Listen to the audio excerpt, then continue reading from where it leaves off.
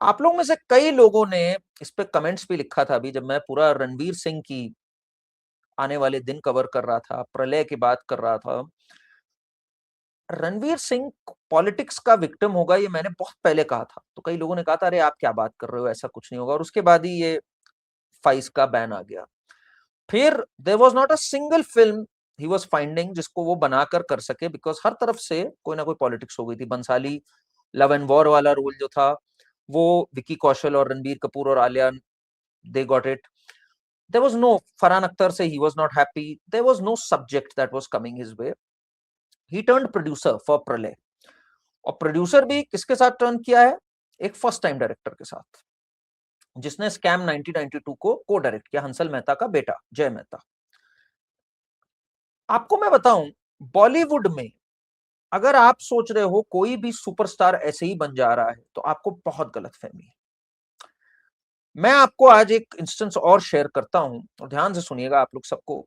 आपने अक्सर सुना होगा, मैं आपको आज बता रहा हूं बैड पीआर क्या होता है। पीआर का आपने पूरा मिसयूज तो देखा इधर अल्फा में। शर्वरीज फिल्म फ्लॉप्स। करण जौहर कह रहा है Alia's numbers are brilliant in today's day and age. Alia's film opens and then goes up on Saturday Sunday as if Saturday Sunday को नीचे जाता है। फाइनली फ्लॉप हो चुकी है वो फिल्म, जबकि पीआर ने बहुत कोशिश करी। आज तो चलिए सोशल मीडिया का डे एंड एज है, आप और हमारा एक डायरेक्ट कनेक्शन है, we can talk about it. But आप सोचो जरा रणवीर सिंह का क्या हो रहा है और पहले क्या होता था सुपरस्टार्स का। राजेश खन्ना का एग्जांपल देता हूं आज मैं आपको। राजेश खन्ना के बारे में people call him the first superstar, and without a shadow of a doubt, एक बीबीसी की डॉक्यूमेंट्री भी आई हुई है recently. The craze that Rajesh Khanna had, कोई आसपास भी नहीं था उस क्रेज के। ठीक है ना? Girls used to literally write letters in their blood, like literally. ठीक है, उसकी अगर गाड़ी खड़ी हो जाती थी तो उस पर सिर्फ लिपस्टिक के निशान होते थे। That was the kind of craze girls and everyone had back in the 60s। Rajesh Khanna को कैसे अचानक से ये इमेज बना दी गई कि यार ये तो बहुत अनप्रोफेशनल है। कुछ गलतियां करी भी होंगी उन्होंने, मैं ये नहीं मना कर रहा। He is extremely unprofessional. Rajesh Khanna is very very uncouth, बात नहीं करते ढंग से, ये नहीं करते। इतना नेगेटिव पीआर हुआ। आपको लगता है ये नेचुरल था सब कुछ, ये पूरा ऑर्गेनिक था? और सालों साल तक कई लोग आज भी मिसाल देते हैं, अरे बच्चन साहब जो थे बड़े प्रोफेशनल थे, और राजेश खन्ना जो था यार वो अनप्रोफेशनलिज्म उसको ले डूबा और बच्चन साहब ने टेक ओवर कर लिया।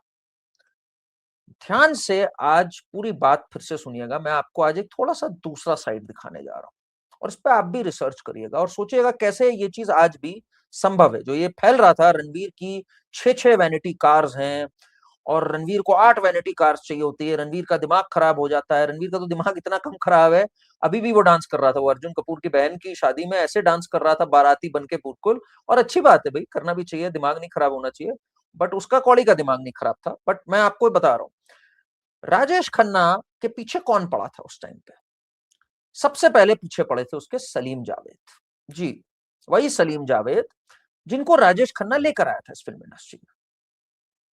सबसे पहली फिल्म जो सलीम जावेद ने लिखी थी वो थी अंदाज। राजेश खन्ना की फिल्म थी अंदाज। उसके बाद जो इन्होंने फिल्म लिखी, जिसके लिए बहुत मोटे पैसे राजेश खन्ना ने इनको दिलवाए थे, वो थी हाथी मेरे साथी। राजेश खन्ना ने लिटरली सलीम जावेद को स्टैब्लिश किया इस फिल्म इंडस्ट्री में। और उसके बाद इसी सलीम जावेद ने, जब राजेश खन्ना ने जंजीर को मना किया, दीवार को मना किया, तो इन्होंने कहा आप हमें मना करते हो, होते कौन हो तुम हमें मना करने वाले? उसी में जब बहसा बहसी हुई, गर्मा गर्मी हुई, इन्होंने फैसला कर लिया कि हम अब राजेश खन्ना को गिरा के रहेंगे, and we will promote some other superstar. That is when they got in and promoted Amitabh Bachchan. और पूरे उस टाइम की फिल्म मैगजीन्स को कंट्रोल करते थे ये लोग, सबको पैसे देते थे। Rajesh Khanna is unpopular, Rajesh Khanna is unprofessional, Rajesh Khanna is misbehaving with people, he turns up drunk on sets. ये सब तब स्टार्ट हो गया।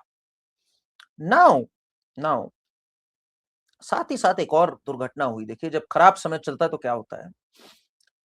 राजेश खन्ना को एक प्रपोजल आता है शादी का at the peak of his career. By whom? By Jai Om प्रकाश। जय ओम प्रकाश एक बहुत बड़े प्रोड्यूसर थे। कौन है जय ओम प्रकाश? पिंकी, पिंकी रोशन है, जो कि आज की डेट में राकेश रोशन की वाइफ, तब वो पिंकी होती थी, पिंकी ओम प्रकाश, उनका राजेश खन्ना को प्रपोजल जाता है जय ओम प्रकाश के द्वारा। जय ओम प्रकाश प्रोड्यूसर थे, उनकी कई फिल्में कर रहे थे राजेश खन्ना, और राजेश खन्ना ने मना कर दिया उस शादी से। राजेश खन्ना ने उस शादी से मना कर दिया। जय ओम प्रकाश बहुत चिढ़ गए, इतना ज्यादा चिढ़ गए कि आप सोच नहीं सकते हैं। पर्सनली ले लिया इन्होंने। इन्होंने कहा अब तो मैं राजेश खन्ना को बर्बाद करके रहूंगा। इन्होंने और आग में घी का डाल काम किया। मैं ये नहीं कह रहा राजेश खन्ना ने कुछ गलतियां नहीं करी होंगी, तब गलतियां भी करी होंगी, और गलती तो क्या मतलब, सलमान खान बहुत प्रोफेशनल है, आपको लगता है बहुत सेट पे टाइम पे आते हैं? उनकी इतनी हाइप हुई, 30 साल से करियर चल रहा है, जलवे से चल रहा है। इनका बैंड बजा दिया गया बिल्कुल कायदे से। ऐसी नेगेटिव पब्लिसिटी, ऐसा सब कुछ फैला कि धीरे धीरे धीरे धीरे करके इनको टोटली तबाह कर दिया इन लोगों ने। अमिताभ बच्चन का बोलबाला बढ़ता गया। Not that Amitabh Bachchan is not a great actor, not that he didn't work hard, of course he did, but I'm telling you, that is how the PR works. And they totally destroyed Rajesh Khanna's career, who was the original first superstar. ये actual में चला है जो हुआ है। बहुत सालों बाद अब कई लोग जब मुझे मिले, जब मैं था बॉम्बे में, मैं कई फिल्मी लोगों से उठता बैठना होता था, तब उनसे ये बात होती थी, तो वो बताते थे बात। आज भी इस पे खुल के कोई बात नहीं करता, because mister Bachchan PR is so strong, but he literally took it upon himself, his political links, because he was totally backed by Indira Gandhi, Salim Javed, इन्होंने बैठ करके ये पूरी साजिश रची, और जय ओम प्रकाश जैसे लोग और इन सब ने, कि इनको काका को खत्म करना है, और खत्म करने में कामयाब हो गए ये लोग। ऐसे यहाँ पे करियर्स काटे जाते हैं। अगर आपको लग रहा है ये तुक्के से चीज थी कि FWIC का बैन आ गया, या दीपिका ने कुछ बोला नहीं इस फिल्म के बारे में, दीपिका ने एक ट्वीट नहीं किया। करीना कपूर कह रही है this is not exactly his film, it is Aditya Dhar's film. Varun Dhawan कह रहा है, no one, not one of them congratulated him for it. ना बच्चन, ना अजय देवगन, जिन्होंने अल्फा को किया। ये कैसे हुआ? ये पूरी इनकी साजिश है इसको गिराने की। he doesn't have a single film right now, so he's turned producer and is making this film प्रलय।